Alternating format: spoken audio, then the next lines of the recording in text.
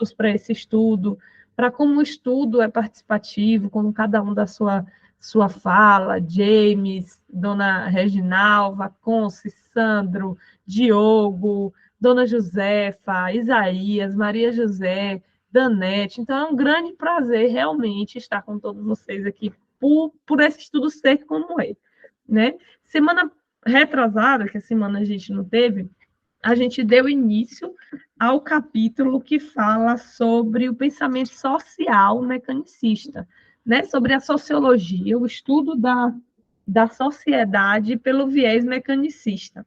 E hoje a gente vai entrar ainda nesse capítulo, só que a gente parou no meio, justamente porque a gente falou sobre a economia clássica, que era altamente matemática, mecanicista, que só pensava em questões de fórmulas, por exemplo, para pensar em preços de mercado, oferta, demanda, muito matemático, sem considerar, né, todas as outras questões que influenciam na economia, sem pensar no social, sem pensar no ecológico.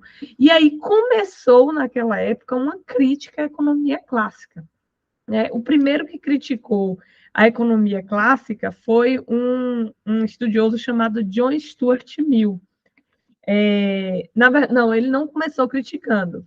Esse John Stuart Mill, pelo contrário, ele fundou a economia neoclássica, que era uma repaginada dessa economia clássica, onde ele excluía completamente essas variáveis sociais, ambientais. E o que é que aconteceu? Existiu um dos primeiros críticos a essa economia clássica em si, foi Karl Marx, né, o idealizador de propostas mais socialistas e comunistas, mas a gente não está aqui nesse sentido para falar das ideias sociais de Marx, mas sim de como ele criticou essa ideia, de como a economia em si, ela não deveria estar focada basicamente em fórmulas. Foi o primeiro que levantou a voz, enquanto economista e filósofo, para questionar essa forma de se entender a economia, que a gente não tinha como entender a economia sem levar em consideração, por exemplo, as relações entre pessoas, que baseavam justamente os preços, a questão da competitividade de mercado, né? Então, Marx ele se enxergava basicamente como um crítico de mercado e um crítico político, um crítico, como ele diz assim, um crítico social. E uma das primeiras questões que ele falou que deveria existir uma variável muito importante, foi um dos primeiros que colocou essa variável para o pensamento, foi a questão de demanda de emprego e desemprego, que Marx acreditava que com o capitalismo gerou o que ele chama de exército industrial de reserva. O que era esse exército industrial de reserva? Era a força de trabalho excedente às necessidades de produção. Se hoje a gente tem, olha a palavra, necessidade de produzir essa caneta e esse bocal, e a gente precisa para isso de uma pessoa, e no mercado tem 10, ele diz que isso é proposital da economia capitalista, ter um excedente de pessoas para fazer aquele mesmo trabalho, para com isso que, tipo assim, os trabalhadores não reivindicassem melhorias, né, salariais e para manter um rebaixamento constante de salários, porque é aquela prática que muitos prefeitos ainda usam hoje, né? Ah, você não quer o trabalho por esse preço? Não, tem quem queira. O mercado de trabalho está cheio. E Marx, ele acreditava que essas considerações a respeito do emprego deveriam ser levadas em conta na economia, para pensar que o preço das coisas, a demanda e a oferta de produtos à venda deveriam levar em conta essas questões de emprego, que a questão social ela precisaria entrar nessa questão básica da economia, que essas formas assim de capitalistas de organização, onde não se pensava sobre o social, sobre o emprego, sobre o desemprego, basicamente ia gerar um colapso na economia geral e iria culminar numa recessão. E o que os outros economistas ficavam assim chateados pé da vida ao criticar Marx era que a maioria das previsões que Marx elaborava sobre, por exemplo, aceleração da inovação tecnológica e o aumento da produção de material e supérfluo, por exemplo. Marx previa essas questões, Marx preveu também que esse aumento da industrialização, por exemplo, mudaria essas relações sociais justamente porque, com o aumento do uso das máquinas na indústria, ao invés de melhorar o serviço em si do trabalhador, iria gerar um grande desemprego, porque ao invés da manufatura clássica antigamente, iria se demitir muitas pessoas.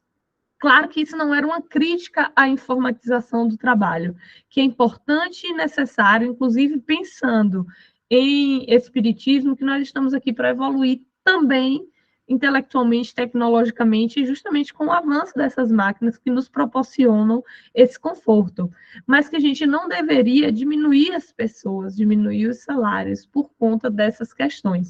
E isso deveria ser levado em consideração ao pensar no preço, né, das coisas, ao pensar no preço, ao pensar na oferta.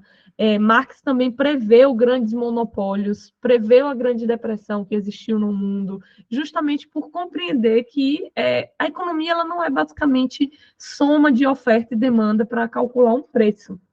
Mas, ainda assim, Marx está aqui nesse capítulo não como um pensador e um filósofo sistêmico. Ele também era um filósofo materialista, cartesiano, dos quais a gente tem trazido aqui, que baseia, né, a sua teoria, seja ela econômica, social e biológica, mais na matéria. Ele acreditava que os fatos em si, que entrariam aí em voga para o preço das coisas e para as questões, também poderiam ser calculadas de forma matemática. E Marx entrou nessa justamente para que suas teorias fossem também aceitas para aquela época, onde estava em alta esse reducionismo mecanicista, né? Então, ele acreditava, por exemplo, no que foi cunhado basicamente por ele, por Engels, sobre a questão do materialismo histórico, onde a explicação da histórica, a explicação da nossa história, ela poderia ser realizada apenas por meio de fatos materiais. Então, se a gente pensar que, apesar desse pensamento social, Marx ele tinha uma visão ainda reducionista e materialista, que ele começou a abrir esse viés de pensar a economia de uma forma mais sistêmica, mas ainda tinha essa redução. A gente vai ver bem mais para frente o que seria, então, essa economia já voltada, por exemplo, para o sistêmico, que a gente pode começar a ir pensando, por exemplo, nem Marx, que tinha essa visão um pouquinho mais ampliada do social, pensou no custo ecológico da produção, né? Então, quando a gente pensa em pensamento sistêmico da economia, que a gente vai entrar um pouco mais para frente, a gente consideraria tudo que está envolvido para montar um preço e uma oferta e uma demanda de um produto, inclusive o custo ecológico, porque a maioria dessas economias elas achavam que elas tinham um crescimento infinito, baseado em matéria-prima de um planeta finito. Então, até esses primeiros críticos dessa economia clássica materialista ainda não eram sistêmicos. Eles estavam começando a entender que aí ainda tinha, né, por onde expandir essa visão, mas ainda assim não conseguiram ter esse pensamento sistêmico do custo social da produção de um bem, do custo ecológico, do quanto não só a questão da mão de obra, mas toda aquela matéria-prima é finita, nem era, né? Continua sendo finita. E a ilusão dos economistas é que existe uma economia com crescimento infinito. Que a gente pode pensar numa forma de economia global onde a gente nunca teria, por exemplo, uma crise, uma recessão, que a gente não teria, por exemplo, um problema ecológico, que a gente bastaria pensar numa economia financeira. E é uma das críticas desses primeiros críticos dessa economia ao PIB. Né? Se a gente parar para refletir, muitos economistas da atualidade, principalmente os sistêmicos, fazem uma crítica à fórmula de calcular PIB, do Produto Interno Bruto, principalmente do Produto Interno Bruto per capita, porque o PIB ele é basicamente uma soma, né, de todos os produtos interno, porque é todo produto que é produzido aqui dentro, ou seja, uma empresa brasileira que está nos Estados Unidos não entra para o PIB, né, o que é produzido aqui, independente da empresa ser brasileira, da empresa ser multinacional, mas é aquilo que é produzido aqui dentro, e que, teoricamente, esse PIB mediria a felicidade daquela população. Porque se existe uma economia fluida, se existe uma economia que está ali com um produto interno bruto grande, expansivo, as pessoas, teoricamente, estariam bem financeiramente e, portanto, felizes. Só que esse conceito, por exemplo, de PIB per capita, ele desconsidera completamente as diferenças sociais. Porque lembra que a gente falou que 1% das pessoas do mundo inteiro, não só do Brasil, são detentoras de mais de 90% da riqueza? Então, como é que eu calculo que, digamos que somos em 10 aqui, né? Vamos pensar em números fáceis, para a gente conseguir compreender como esse PIB per capita ele é equivocado. Somos em 10, né? E nós temos 10 reais. Só que a pessoa 1 tem 9 reais. Sobrou R$ 1 só para dividir para os outros 9. Só que na hora de fazer a conta, eu pego 10 e divido por 10. Então é 1 para cada. Sendo que a gente sabe que uma pessoa tem 9 reais. Como que esse PIB per capita pode medir a felicidade geral das pessoas? Eu não estou nem entrando na questão que a felicidade está bem longe de ser medida pelo financeiro. Mas quando eles falam que o PIB mede a felicidade da nação, é porque, teoricamente, o PIB envolve também serviços de saúde, todas essas questões. Pessoas saudáveis, pessoas com dinheiro para comer, para se vestir, teoricamente, elas estariam com saúde emocional e, portanto, mediria essa felicidade. Só que é um cálculo completamente equivocado. Vocês entenderam como eu fiz essa conta dos 10 reais aí, levando em consideração, né, que digamos que está eu, Maria José, Isaías e James, né? Eu, Maria José, Isaías, James e Reginalva, 5, né? A gente tem aqui 10 reais. Teoricamente, esse PIB seria 2 reais para cada, não é? Porque se a gente tem 10 reais e é 10 dividido por 5, 2. Então, teoricamente, está todo mundo mais ou menos bem. Só que não é assim que acontece. James, milionário, tem 8 reais. Sobrou 2 reais para dividir para 4. Cada um tem 50 centavos e James tem 8 reais. Como é que esse PIB mede a realidade? Se os outros 4 têm 50 centavos e James tem 8. Na hora do cálculo, isso não é levado em consideração. Então, o PIB, ele não mede a discrepância social, né, que a gente tem. Então, os economistas, eles se baseiam no PIB para investir ou não, por exemplo, num país. Em números, em cálculos. Isso é o quê? Reducionismo. Isso é cartesianismo. Isso está longe, muito longe de uma visão sistêmica, mas a gente segue ainda, né, tendo essas questões para já ter alguns economistas criticando. Um dos primeiros deles também, junto com Marx, foi o John Maynard Keynes, que fundou a escola keynesiana. Eles dão o nome, né, deles para as escolas. E aí, uma das questões que ele incluiu nessas contas, que ainda era reducionista, mas que começou, assim como Marx, começar a pensar um pouquinho fora da caixinha, era que a economia neoclássica, aquela que tinha tendência a matematizar tudo, ela levava em conta questões muito pequenas, como curva de oferta, demanda, função do preço, comportamento econômico, tudo isso. O John Maynard Keynes, ele começou a observar que depois de, por exemplo, uma crise, uma questão, houve uma necessidade, por exemplo, de intervenções do governo, porque houve uma crise, né? Houve uma crise financeira. Para que não ocorra um caos ali, né, naquela população, deveria existir uma intervenção do governo na economia. E aí ele acreditava que essas intervenções deveriam levar em consideração variáveis econômicas como a renda nacional, o consumo total, não o valor em si do produto, o investimento total. Olha o que entrou aqui para o cálculo.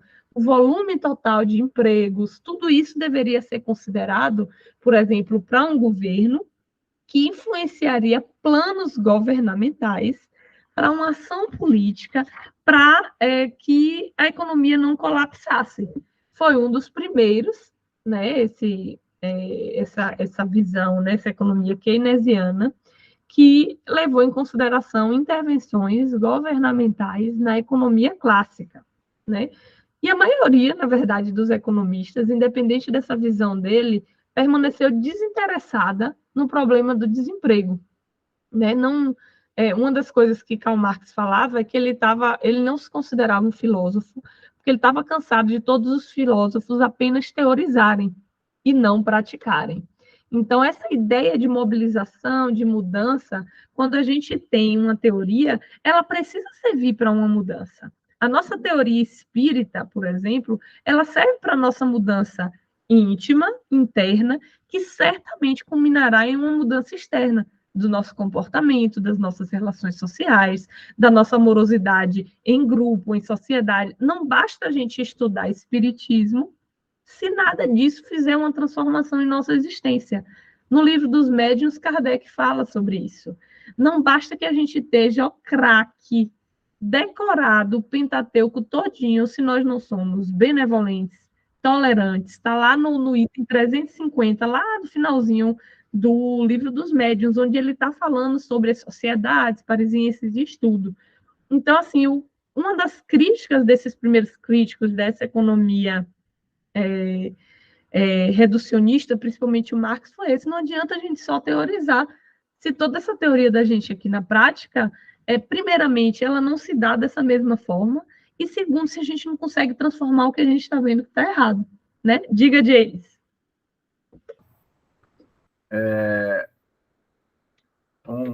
Em cima do que Kessia está falando, que a gente está analisando os críticos da economia clássica, quando você estava falando, Kessia, eu me lembrei de 3 questões. O nível de felicidade da Noruega. Não é? A Noruega é um parlamento e que o nível de felicidade deles lá é centrado no... Porque não existe, vamos dizer assim, a pobreza extrema que nós temos aqui, porque eles têm bens de consumo que atendem todas as necessidades, todos os níveis de classes sociais, não é? O governo atende essas necessidades. O nível de felicidade no Butão está muito centrado aos valores bem diferentes da Noruega, Suécia e Suíça. Esses 3 países, o PIB, o Produto Interno Bruto, é praticamente compartilhado com todos, então o bem-estar está muito centrado nos valores materiais que lhe dá bem-estar, e ele tem isso como um estado de felicidade. O Butão já é diferente. Ele está muito centrado na questão da espiritualidade, mesmo sabendo que o Butão existe uma espécie de ditadura. Agora, a terceira questão, que quando você estava falando, Kessia, eu fiquei pensando, eu vou lançar essa pergunta e você vai segurar essa batata quente aí para responder para a gente, tá certo? Então, quando o Kessia estava falando, Rock, eu comecei a pensar o seguinte: qual é o PIB, Produto Interno Bruto, da colônia Nosso Lar? Como é compartilhado o PIB, em cima do que Kessia falou, qual seria o Produto Interno Bruto da colônia Nosso Lar?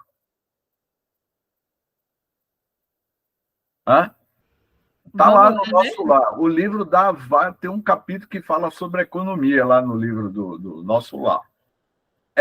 Você sai de uma estrutura terrestre, de uma política mecanicista, e vai adentrar a uma colônia que a sua estrutura não é mecanicista. Eu estou falando no Nosso Lar, eu não vou nem falar Alvorada Nova. Alvorada Nova é uma colônia que a estrutura, vamos dizer assim, sistêmica, é ultra evoluída muito mais do que a colônia nosso lar. Então, como é que é a economia? Como é que é o compartilhamento? Então, nosso lar é a nossa aspiração na Terra, sabe? As sociedades terrestres, ainda um dia vai chegar ao nível de nosso lar para depois pensar em chegar em Alvorada Nova. Então, o que o Capra está mostrando, mostrando uma aspiração futura de como será a estrutura dessa sociedade no futuro distante. E a gente já conhece, pela a questão da economia, da política. Como é a economia em nosso lar? Que o ministro Clarencio resolveu. A questão social, política, que existe dentro da estrutura de nosso lar. Não é? Então, quando você estava falando isso, eu fiquei imaginando qual é o produto interno bruto do nosso lar. E como será? O que nós vamos levar? Eu sou publicitário, Kessia é da área de saúde, cada um tem uma profissão. Mas será que nós vamos exercer essa profissão nessas colônias espirituais? Teremos um salário que, de fato, é o bônus horas nessa visão sistêmica da vida. É para a gente pensar.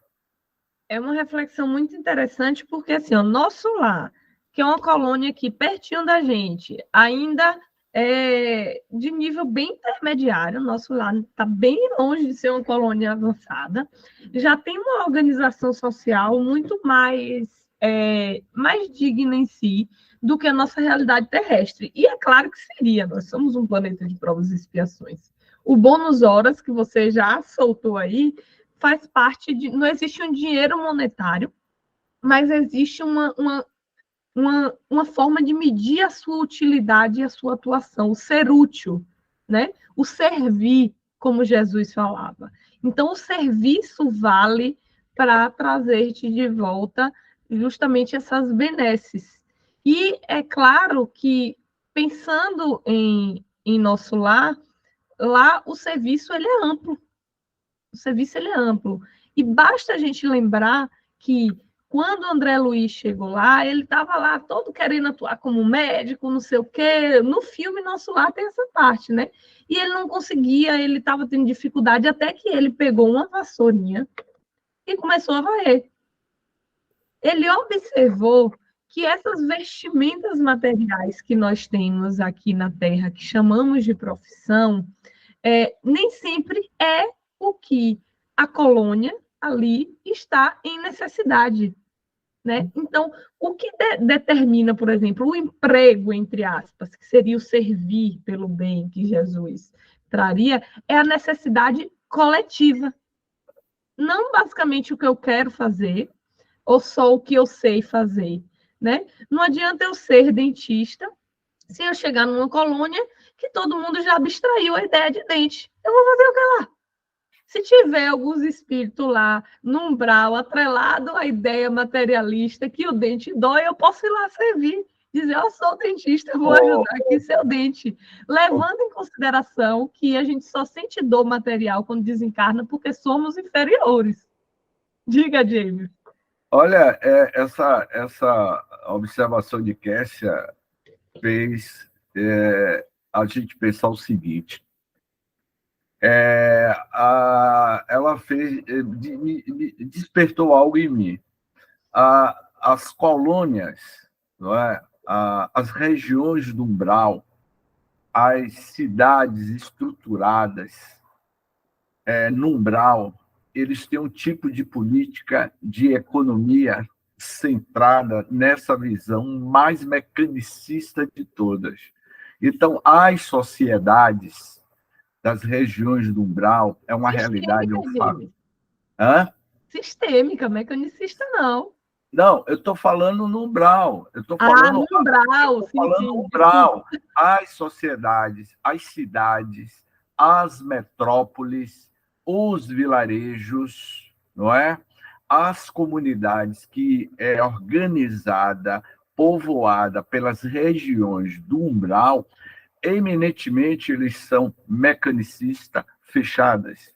Existe toda uma política deles. Então, os habitantes do Umbral, eles vivem muito no monopólio, naquela política do século XIX, século XVIII. Por isso que a gente vê muitas regiões do Umbral ainda com a mesma estrutura física, arquitetura física, comportamento emocional dos seus moradores do século XIX, não é? Então, muitos de nós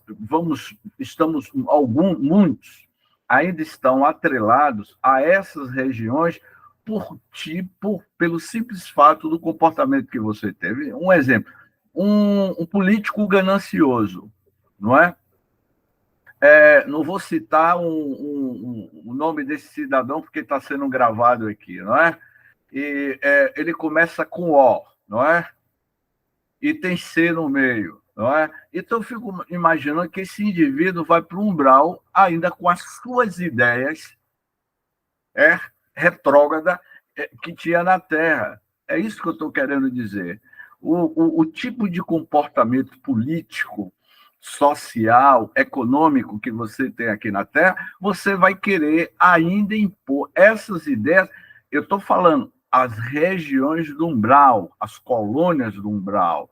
Por isso que há uma disparidade entre as colônias do Umbral e as colônias, vamos dizer assim, um exemplo nosso lá, a colônia Redenção, que fica aqui no estado da Bahia, etc, etc. Então, a diferença está no nível da evolução ética, moral dos seus moradores, porque já vive uma visão mais sistêmica, vamos dizer assim, uma visão sistêmica espiritual de uma coletividade.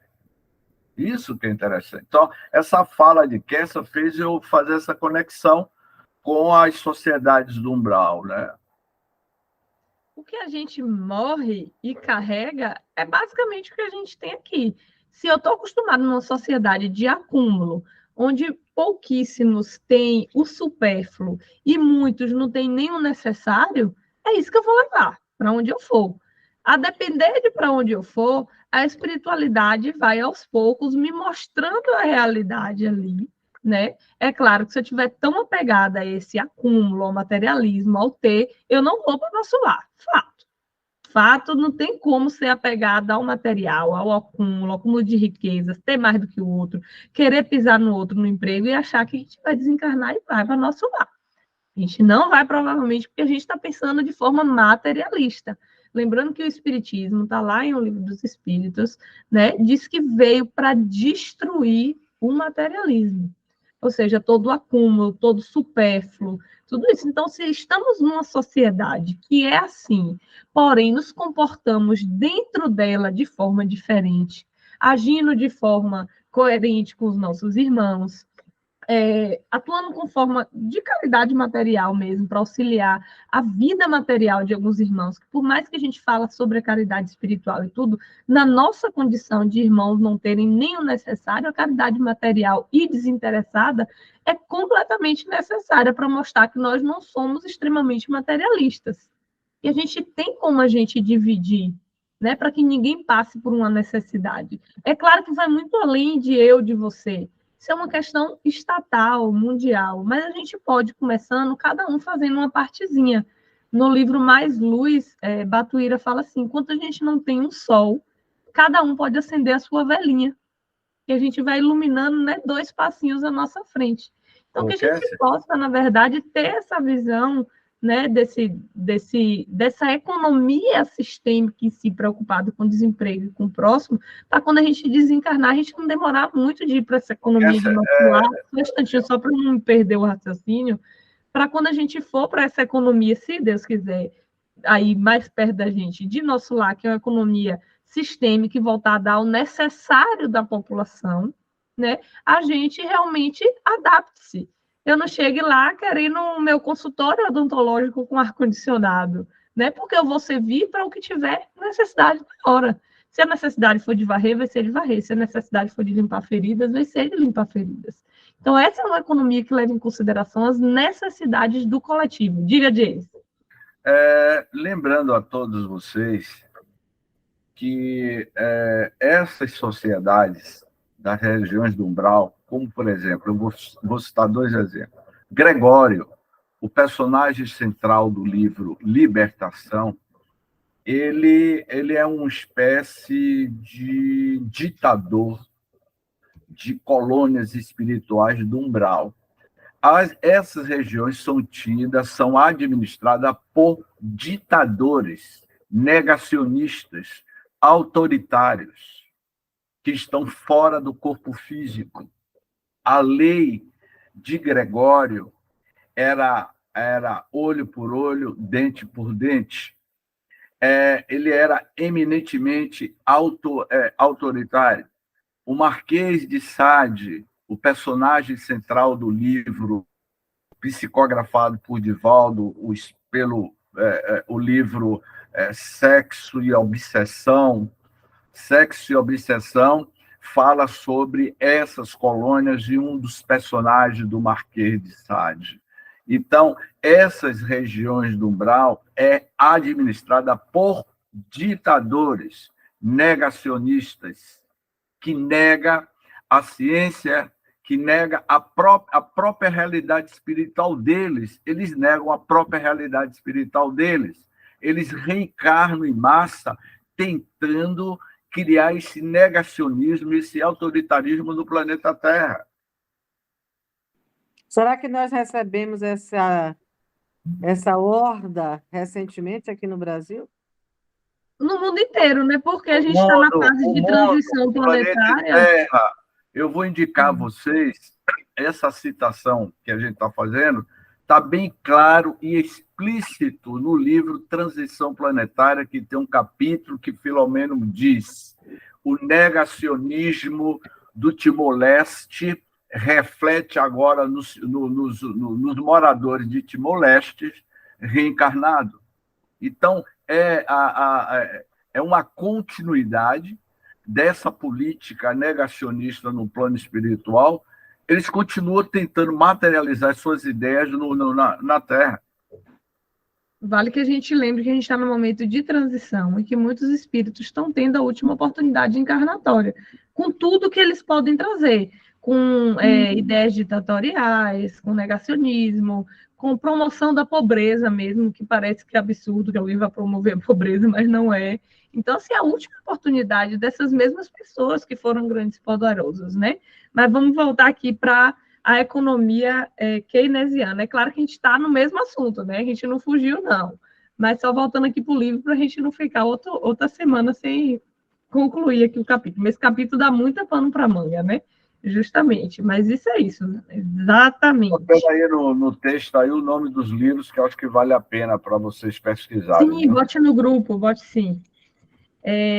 Outra coisa que a maioria dos economistas clássicos elas não levavam em consideração, que o método keynesiano começou a levar em consideração, foi, por exemplo, os grandes acordos internacionais, que levavam em conta subida e descidas de preço, as questões do esmagador poder político de corporações globais, por exemplo, grandes empresas, né? Algumas das empresas que, às vezes, têm eu até comentei na outra semana, querem fazer uma fachada de serem ecológicas, colocando um ou outro produto vegano ou uma embalagem de papel reciclado em um produto, mas elas têm trilhões de produtos que poluem o meio ambiente, que têm trabalho análogo à escravidão, que têm diversas outras questões. Essas grandes multinacionais que não eram levadas em consideração nas contas dos economistas clássicos, elas geralmente guiam o preço de mercado, porque elas têm incentivo fiscal dos governos, na maioria dos países. Então, paga menos imposto do que, por exemplo, qualquer um de nós se abrir uma empresa pequenininha para vender a mesma coisa que eles vendem, digamos que seja um produto comestível, sei lá, um pão, que vem de uma multinacional. Aí essa multinacional recebe esses incentivos fiscais, paga menos imposto que eu se abrir minha empresinha aqui na porta de casa para vender o mesmo pão, né? Eu pago mais imposto. Essas pessoas produzem sacos plásticos a rodo e de preços baratos, poluindo o meio ambiente, aí o saquinho ali sai barato, ou seja, o preço que a gente vai comprar esse pão vai ser baratinho. Aí eu, que estou na minha garagem de casa, né, produzindo pão ali, sem nenhum incentivo fiscal do trigo, né, que geralmente é a commodity, nenhum tipo de incentivo fiscal. Vou pegar aquele trigo por um preço caro de um produtor que não tem esse incentivo fiscal. Vou fazer o pão, né? Eu tenho um funcionário só. Pago imposto sobre o funcionário de uma pessoa física, não de uma grande empresa, que é completamente diferente. Aí eu vou comprar um saquinho de papelão para colocar o meu pão, porque é reciclável. É caro. Aí quem é que vai vender mais? Aquela grande multinacional, porque vai botar o preço deste tamanho, ou eu, que levo em consideração o trabalho digno, que não tenho trabalho escravo, que pago direito do meu funcionário, que comprei um saco de papelão reciclável para botar meu pão dentro, mas eu não tenho como botar o preço daquela grande empresa. Ou seja, quem é que vai determinar os preços? É geralmente, basicamente, somar oferta e demanda, ou eu tenho que levar em consideração o poder político dessas grandes empresas, os acordos internacionais, as condições políticas, né? Se essa política da gente tá uma democracia, se é uma ditadura, se os políticos estão influenciando diretamente em quem vende, em quem não vende aqui dentro do país. Então, eu não tenho como fazer um cálculo de economia sem levar em consideração todas essas questões de forma sistêmica. Né? Então, essas críticas, elas vinham, e a cada pensador desse novo que vinha trazendo essas críticas, ela vai se aperfeiçoando. Né? Então, foi-se observando esses impasses dessas técnicas, né, extremamente matemáticas da economia clássica, já um pouco mais elaboradas da ferramenta keynesiana, que levou em conta essas questões de multinacionais, da questão da oferta e demanda, do poder político, de tudo isso, se somando. Porém, os economistas, eles geralmente deixam de reconhecer que a economia ela é apenas um aspecto de todo esse tecido, como diz Capra, ecológico e social. Eles, a maioria dos economistas, negligenciam essa interdependência social e ecológica. Não leva em consideração todas as questões, né? Como os custos sociais da produção, os custos ecológicos e tudo isso. E tem uma impressão e uma ilusão que existe uma economia completamente de crescimento ilimitado. Como Capra diz aqui, uma expansão ilimitada em um planeta finito só pode levar ao desastre. Não existe expansão de economia ilimitada nos moldes cartesianos. Ele fala assim, ó, uma vez que as necessidades humanas são finitas, mas a ganância humana não é. É como está lá na parte do Livro dos Espíritos que fala de necessário e supérfluo. A terra garantiria o necessário para a nossa sobrevivência, se com o necessário soubéssemos nos contentar. E ele fala assim, mas o homem, o homem ele é ganancioso. Ele sempre quer além do necessário. E o que é que acontece? A nossa condição social de desigualdade tremenda. E é justamente o que o Capra fala aqui. O que, Suzana? Não, é os gatos aqui correndo, desculpa, o microfone está aberto. É justamente como o Capra fala aqui. As necessidades são finitas, porém a ganância não é. E o crescimento econômico, ele geralmente pode ser mantido, inclusive, por criação artificial de necessidades. É exatamente o que fala na questão de supérfluo e de necessário lá do Livro dos Espíritos. Nós criamos necessidades irreais.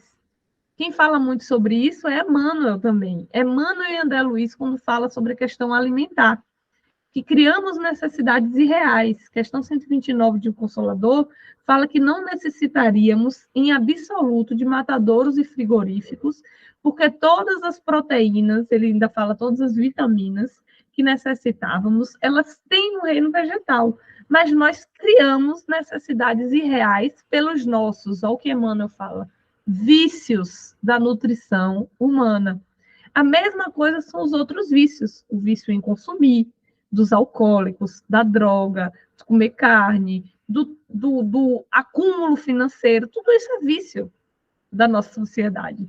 Então, criamos para nós, principalmente o mercado econômico, a propaganda de merchandising, criamos necessidades irreais. Diga, Suzana. Não, é só uma pequena lembrança aqui que eu tive, você falando do consumo de carne, eu parei de comer carne vermelha em 2020, né?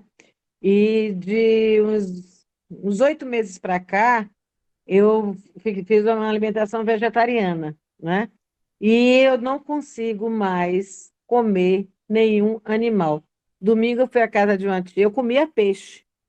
Quando eu olhei para o peixe, eu não consegui mais ingerir nem peixe, sabe? Então, eu acho que eu já consegui ultrapassar essa questão da carne, né? Porque realmente eu falo para os meus amigos que comem churrasco, eu digo, vocês estão comendo cadáver, né? E é verdade, é só esse parêntese. Só Porque cuidado, Sul, com a comunicação. A gente tem uma coisa que chama comunicação não violenta. Eu já falei muito isso aí. Tá comendo os cadáveres, bicho morto, mas às vezes é agressivo, então afasta mais do que aproxima. Qual é uma forma boa de comunicar isso? Olha esses vegetais, olha que vício, que vitalidade que tem esses vegetais. agora que Tá? eu De, vou te fazer uma pergunta sincera, né? Eu claro, grifei aqui, mas agora isso eu quero tirar uma dúvida tua. Você que é sim. uma pessoa assim que tem uma mente privilegiada, então quando ele diz, eu vou ler um trecho aqui e vou te fazer uma pergunta, bem, quando ele diz assim que a ilusão persistente do crescimento ilimitado em um planeta finito é o dilema fundamental de todos nós, né? Presente nas raízes de todos os principais problemas da nossa época.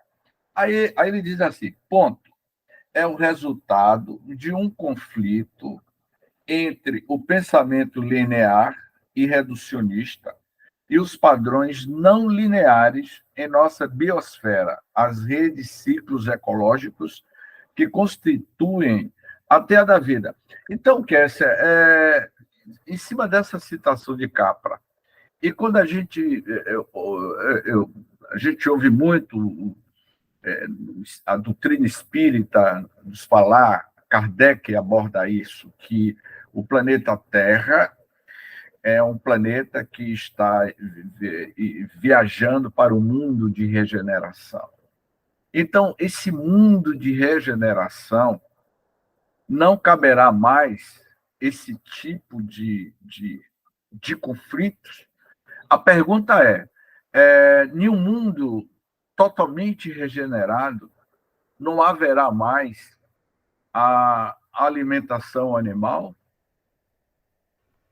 Será uma Completamente, alimentação vegana? completamente fácil de responder essa. A pessoa que fala de ética animal espírita está sempre respondendo isso Não, aí. eu estou perguntando, que é Eu isso que eu quero ouvir sei, de você. é uma boa provocação, né?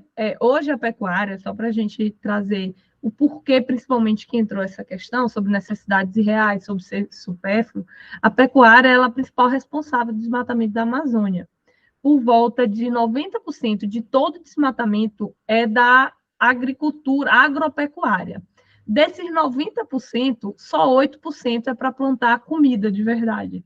Todo o resto, 84%, de todo o desmatamento da Amazônia é para abrir pasto.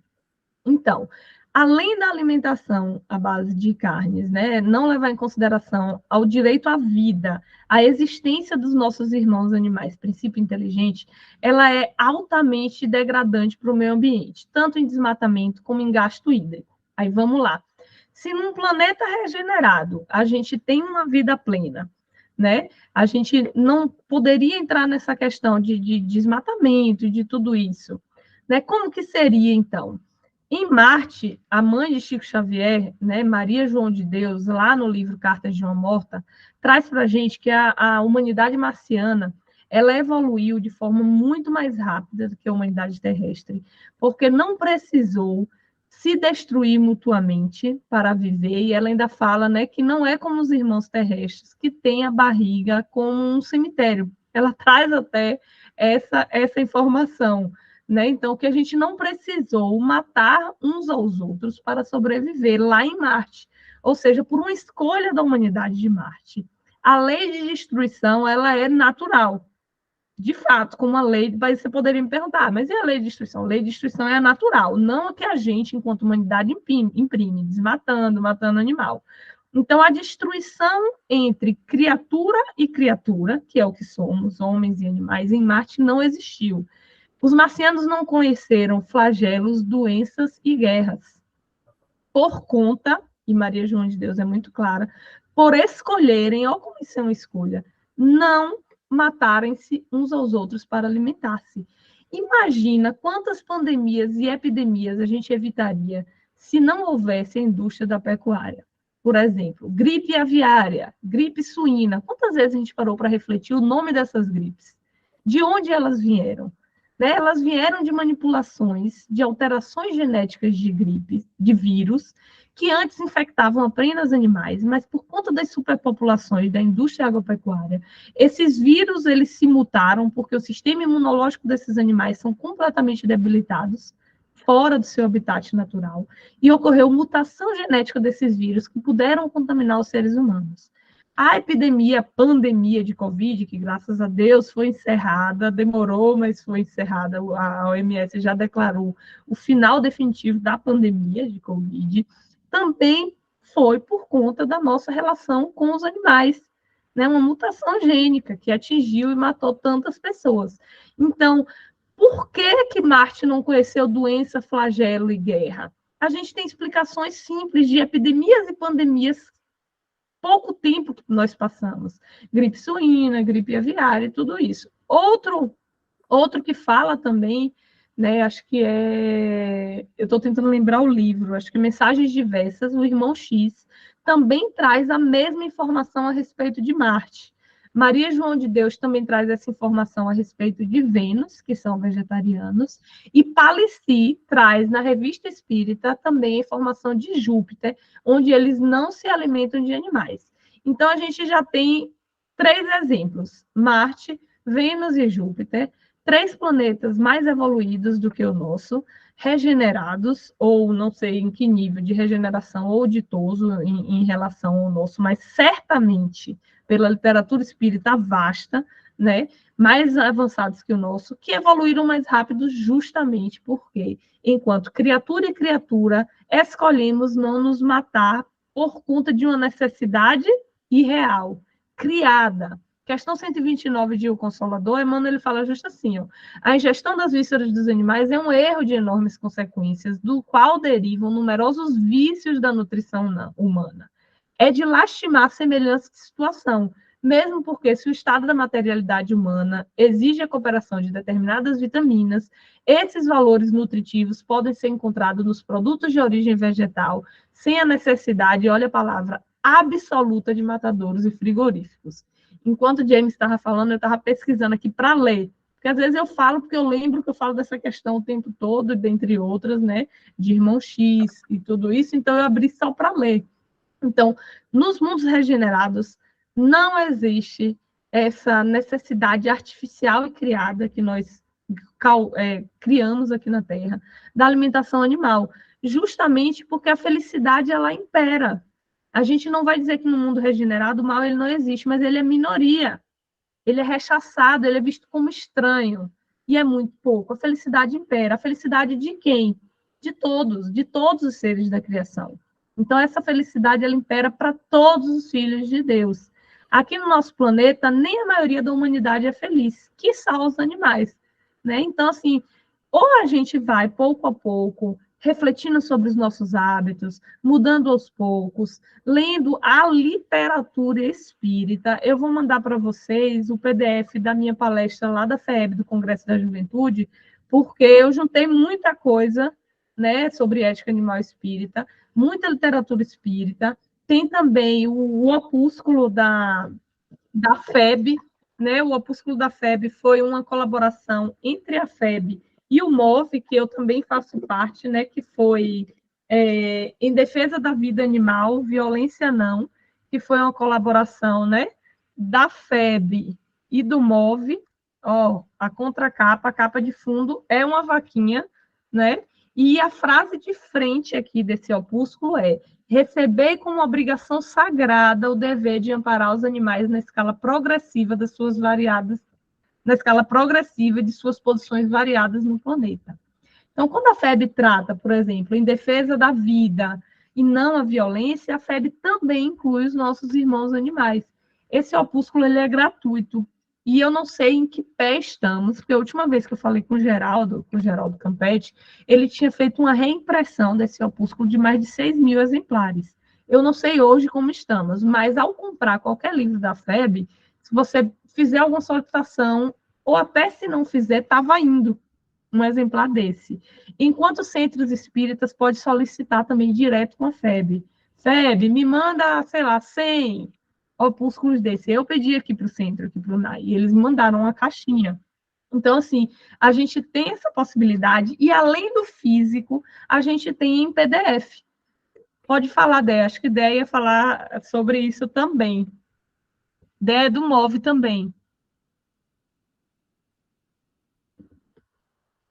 Oxe, caiu? Dé caiu. Boa noite. Ah, tá aí. Estão me Diga, Dé. ouvindo? Oi. O Geraldo até comentou numa palestra há pouco tempo que eles iriam imprimir mais 40.000 exemplares do opúsculo. Então, mas pelo que ele falou, ainda existiam, né, impressões que poderiam ser solicitadas, então acho que vale a pena. E eu iria citar também, Kessia, aquele trecho, tem um artigo, eu vou deixar lá no grupo, que chama Planeta de Regeneração com Matadouros, vale a pena ler. Ele faz várias citações de um colega nosso do MOVE, o Roberto, entre elas uma do Missionários da Luz, que eu vou ler rapidinho aqui, se não for atrapalhar, Pode onde ler. o André Luiz, né, cita que um dos lugares mais aterrorizantes que ele já visitou, e olha que ele, né, já teve várias incursões pelo umbral, foi o matador. Ele cita: diante do local em que se processava a matança dos bovinos, percebi um quadro estarrecedor. Grande número de desencarnados, em lastimáveis condições, atirava-se aos borbotões de sangue vivo, como se procurassem beber o líquido em sede devoradora. Poucas vezes em toda a vida eu experimentara tamanha repugnância. As cenas mais tristes das zonas inferiores, que até ali pudera observar, não me haviam impressionado quanto a mãe e o amargor. Desencarnados à procura de alimentos daquela espécie, matadouro, cheio de entidades perversas. O que significava tudo aquilo? Aí o benfeitor, né, que estava acompanhando o André Luiz, comenta para ele, né, por que tamanha sensação de pavor, meu amigo? Saia de si mesmo, quebre a concha da interpretação pessoal e venha para o campo largo da justificação. Não visitamos nós, na esfera da crosta, os açougues mais diversos? Lembro-me de que em meu antigo lar terrestre havia sempre grande contentamento familiar pela matança dos porcos, a carcaça de carne e gordura significava abundância da cozinha e conforto do estômago. Com o mesmo direito, acercam-se os desencarnados, tão inferiores quanto já o fomos, dos animais mortos, cujo sangue fumegante lhe oferece vigorosos elementos vitais. Sem dúvida, o quadro é lastimável. Não nos compete, porém, lavrar as condenações. Cada coisa, cada ser, cada alma permanece no processo evolutivo que lhe é próprio. Ou seja, são os vampiros, né? E ele cita um pouco depois que nós também somos vampiros insaciáveis, quando nos alimentamos da carne dos nossos irmãos. Então, assim, fica inadmissível, né, a gente pensar que um planeta de regeneração vai, né, assim, vai conceber situações nesse nível de degradação moral, né, nesse nível de energia. A gente sabe da questão da psicosfera, né, com tanta matança. Então, assim, eu acho que a gente, pensando um pouquinho em tudo que a gente já leu, fica muito claro que não dá para se pensar em ter um planeta de regeneração com tantas mortes, né, com bilhões de animais sendo assassinados, na verdade, infelizmente, né, tem a questão da CNV, mas se a gente for pensar de forma muito fria, não deixa de ser um assassinato, né, para promover a nossa satisfação do paladar por meros, muitas vezes, segundos, né? Então, eu acho que a gente pensar um pouquinho, a gente já vai ter essa resposta de forma muito clara, como a Kécia tão bem disse, né? A literatura espírita é muito vasta nessas informações. Esse capítulo que a Dea trouxe é capítulo 4 de Missionário da Luz, que o título é Vampirismo, porque ele fala justamente sobre essa questão, como foi horrível para Emmanuel ver espíritos obsessores sugando aquele resto de fluido vital que advinha do sangue dos bois ali, daquele matadouro. Por que eles tinham fluido vital? Porque eles não tinham que morrer, eles não precisavam morrer naquele ponto, né? Então, assim, além dessa questão de vampirismo, da ética animal em relação a ao princípio inteligente em evolução, que quando está lá na questão 121 de O Livro dos Espíritos, que toda destruição antecipada, que é a que a gente faz com os nossos irmãos, atravanca o desenvolvimento do princípio inteligente, nós estamos impedindo-os de evoluir. Tem a questão moral em relação a eles serem seres, né, inteligentes aí, que têm sentimentos, têm senciência, que é consciência do que está acontecendo em Sensíveis, volta, né? São sensíveis, sensíveis sempre, né? exatamente. Além dessa condição, né, que tem, Irmão X fala também que o cemitério na barriga é um tormento depois da grande transição. Também vai dificultar a nossa condição reencarnatória, porque a gente está cheio de fluido vital de animais mortos que não deveriam estar nos nossos corpos. Né? Então, ele fala justamente assim: comece a sua reforma pelo prato de cada dia. Irmão X faz assim: o cemitério na barriga é um tormento após a grande transição. Tem N fatores para a gente parar, né, de se alimentar dos nossos irmãos. E certamente planetas regenerativos não mais vai existir. Então, por isso que a gente está, pouco a pouco, vendo mais pessoas vegetarianas, pessoas veganas, pessoas simpatizantes, pessoas que, por mais que ainda não tenham transicionados, concordam com a situação. Não é mais como antigamente, que muitas pessoas falaram e eram, na maioria das vezes, ridicularizadas. Que coisa idiota é essa que você está falando sobre animais? Então, a gente poderia ver mais isso. Hoje em dia, por mais que ainda exista, a maioria de nós espíritas não tem mais essa postura, porque nós estamos amparados na literatura espírita, que nos dá todas essas iniciativas que a destruição dos nossos irmãos animais ela não é necessária. Só para a gente pular, né, para a finalização do nosso estudo, eu queria ler só um trechinho de Joana aqui, no livro Plenitude, né, de Divaldo, onde ela diz assim: a ética da generosidade, que é o que a gente busca, ser ético, né, ser generoso, centraliza suas atenções na lei natural ou na lei de amor, que respeita a vida em todos os estágios e ampara todos os seres sencientes, facultando-lhes a expansão. Ou seja, a nossa ética, a nossa lei de amor precisa incluir os nossos irmãos animais na nossa esfera de amor, né? Então, as bem-aventuranças do Cristo, teve um congresso da gente do MOVE que a gente trouxe muito essa visão do Jesus sublime ecólogo, né? Então, essas questões são vastas na literatura espírita. Eu queria seguir só mais uns 5 minutinhos aqui para a gente finalizar o nosso raciocínio, porque o último tópico aqui que a gente tem é sobre a questão dessa metáfora da máquina de mundo, certo? Então, vocês me permitem passar uns 5 minutinhos das 9 que bateu agora, só para a gente terminar, né? Eu vou passar a palavra para James e aí depois eu volto, porque a minha finalização vai ser rapidinho a respeito dessa questão da metáfora da máquina nessa organização econômica, né, cartesiana e reducionista que Capra traz aqui no livro. Diga, James.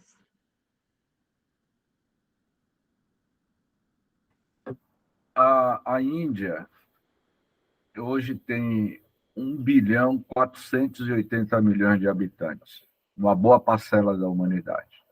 1.482 bilhões de habitantes. A cidade de Varanasi, o estado de Varanasi, é a cidade mais antiga da Índia. Varanasi tem 5.000 anos de história. a população, 100% da população de Varanasi, na beira do Rio Ganges, são eminentemente veganos. Eles não comem carne. Era essa observação que eu queria fazer. Eles têm... Eles são vegetarianos, porque eu acho que leite eles comem. Não Ovo comem lácteo carne, vegetariano. porque tem a vaca como um símbolo sagrado. Em Varanasi, eles têm um respeito muito grande da sua relação com os animais. Estamos migrando, né? Cada dia que passa, mais pessoas simpatizando, se interessando em saber, procurando escutar, lendo, né? É isso, sigamos, né? Acho que então, Kessia, eu sempre indico às pessoas, em vez de vocês irem para Nova York, ou para o Champs-Élysées, ou para Barcelona, vá especialmente para Varanasi. Passe 10 dias em Varanasi, vá no Rio Ganges, nos gates, ou seja, nos portões que dá acesso ao Rio Ganges, para vocês verem a verdadeira realidade lá. Vamos fazer uma excursão para lá. Bora todo mundo para a Índia. Ao invés de ir para o Capão, a gente já está querendo ir até para a Índia, aqui o grupo, né? Que estava tentando reunir ali na Chapada, no Vale do Capão, a gente já está querendo ir para a Índia. Olha que fantástico. Ainda bem que nós somos unidos. Então, né, só para a gente concluir aqui, existe uma metáfora sobre máquina. Na maioria dos nossos estudos, a gente falou sobre como essa ideia cartesiana e reducionista via tudo como máquinas, como números, né? O corpo como máquina, os animais como máquina, as nossas células como uma máquina. E também essa metáfora acontece na sociedade. Todo mundo praticamente na época de história, quando ia assistir, quando o professor ia falar Revolução Industrial, o professor passava aquele filme de Charles Chaplin, chamado Tempos Modernos, ainda em preto e branco para a gente, a maioria de nós deve ter visto, que é um filme onde Chaplin faz uma crítica a essa Revolução Industrial, a essa industrialização que gerava desemprego, as relações precárias de trabalho. E é justamente essa analogia, essa metáfora da máquina que Fritjof Capra traz aqui, que começou na Revolução Industrial, que Charles Chaplin faz essa crítica fantástica por meio de um livro, de um filme, super indico que assistam, Tempos Modernos, de Charles Chaplin. E nos nossos tempos recentes, muito mais modernos do que o de Charles Chaplin, que era na época da Revolução Industrial, nós temos essa mesma metáfora que é criticada por Max Weber, justamente tanto Max Weber quanto Frederick Taylor, né, com essas lojas de fast food, né, onde um bota o pão, o outro frita a batata, o outro bota o alface, como uma rede de montagem, como se pessoas fossem realmente máquinas. Então, o que é que acontece? Ocorre um trabalho... Né? Oi? É chamado de Fordismo, né? Isso. Na época da Revolução Industrial, né? Começa com a Ford quando vai fazer a produção cereal. É uma linha de montagem onde nós viramos máquinas também. Nós somos maquinizados, né? E as pessoas, elas param de ter ideias. A gente para de precisar pensar no trabalho, porque é tão maquinal que nós, enquanto operários, só precisamos agir maquinalmente. Ou seja, nós praticamente deixamos de ser seres pensantes que poderiam ajudar a influenciar nessa roda econômica e social. Mas até isso é tirado de mim nessa analogia de máquina, porque eu sou maquinal, eu só preciso pegar o pão e cortar, porque é outra pessoa que vai vir e botar o alface às vezes. Eu sei lá como é que frita uma batata, eu trabalho dentro de um fast food, mas eu mal sei como frita uma batata, porque não sou eu que faço. E eu nem preciso pensar como é, porque eu só sou paga para isso. E isso, na maioria das vezes, isso é muito pensado. É pensado com que nós não pensemos no que fazemos, que nós não melhoremos o nosso trabalho, que nós não sejamos críticos do sistema do trabalho, da economia social da época, porque nós seríamos completamente descartáveis se reclamássemos.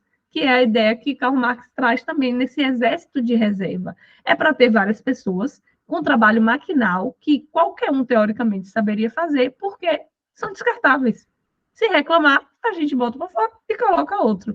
Então, isso é muito clássico e traz essa teoria da máquina justamente pelas teorias clássicas da administração, da economia. E Max Weber, ele foi um desses primeiros observadores sobre essa questão, né, da mecanização da indústria e da burocratização da organização do trabalho e desse efeito psicológico nas pessoas, dessa proliferação, dessa burocracia, essa burocratização, né? Então, mecanização da humanidade. Quando eu falo burocracia, não é só um monte de papel, é tudo ter uma forma. Começa assim, o meio é assim, é assado, tan. Eu não posso pensar de forma sistêmica, numa forma melhor de resolver aquela situação. Eu não opino, eu não tenho senso crítico, porque somos mecanizados, é o que ele fala aqui. Os efeitos psicológicos e sociais da proliferação da burocracia e da mecanização da vida humana, a erosão do espírito humano e o solapamento da democracia, que pode acontecer com toda essa sequência de ações pensadas pelos grandes poderosos que dominam a economia planetária. Então, nada disso é por acaso. Tudo isso é pensado, né? Tudo isso é calculado, e por isso que existe tanta dificuldade em ter esse pensamento, né, sistêmico a respeito da saúde, né? Porque é vantajoso para as empresas de remédio que adoeçamos.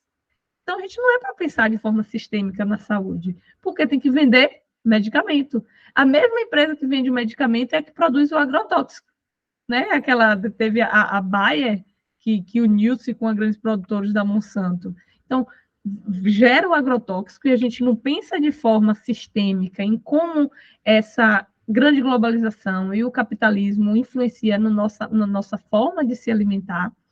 Comemos trocentos agrotóxicos, adoecemos, precisamos dar lucro para a empresa dos remédios, viramos uma máquina nas mãos das grandes empresas, porque mal pensamos nas nossas relações de trabalho. A economia nos coloca como máquinas, coloca a forma de pensar a distribuição de renda como fórmulas matemáticas e seguimos como aqueles peãozinhos de jogo de xadrez. Ou a gente abre a nossa mente para esse pensamento sistêmico que Fritjof Capra quer nos apresentar, ou continuaremos a estar justamente como soldadinhos de chumbo, peões de jogos de xadrez, sem refletir nem sobre a nossa própria saúde, sobre a nossa própria vida e sobre as nossas condições de relacionamento social.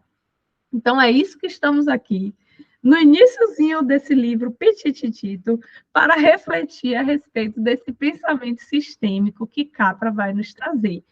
Essas aulas todas até aqui, ou seja, até a página 90, foi a respeito dessa visão mecanicista, né? Da saúde, da vida, das relações sociais, da economia, das relações políticas.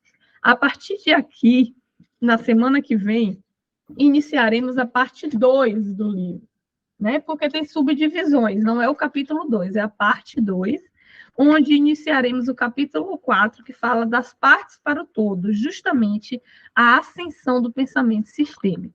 Quando realmente toda essa conversa aí de cartesiano, reducionista e matemático nos incomodou a ponto de darmos espaço para essa ascensão desse pensamento sistêmico, holístico, integral, né, que o Espiritismo também nos traz, essa visão que nós somos interdependentes, que nós somos seres numa jornada evolutiva.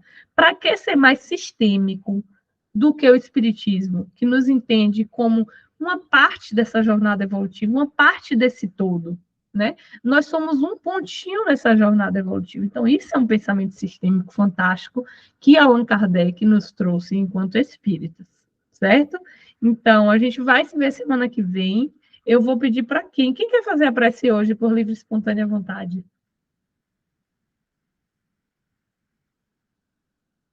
Todo mundo em silêncio.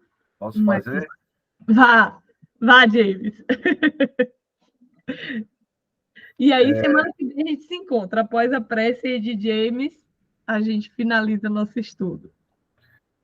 Agradecer sempre a presença dos nossos amigos espirituais que se encontram nas regiões do mundo invisível, atuando sobre cada um de nós, onde estamos sintonizados com os nossos pensamentos, buscando a edificação do reino de Deus no mundo mental de cada um. O próprio Mestre Jesus, quando caminhava sobre a face da terra, nos ensinou a lei do amor, a lei da vida. E que possamos, com esses ensinamentos, refletirmos profundamente de que todos os seres humanos na Terra são irmãos em evolução. Gratidão, muita paz. Paz e bem, boa noite. Boa Boa noite a noite. todos. Vou mandar um texto para você, Kessia, no Mande. privado. Aí Pode você mandar lê, no se grupo achar se você achar que é pertinente. bom. Não, se achar pertinente, você passa. Tá Viu? bom, perfeito. Tá.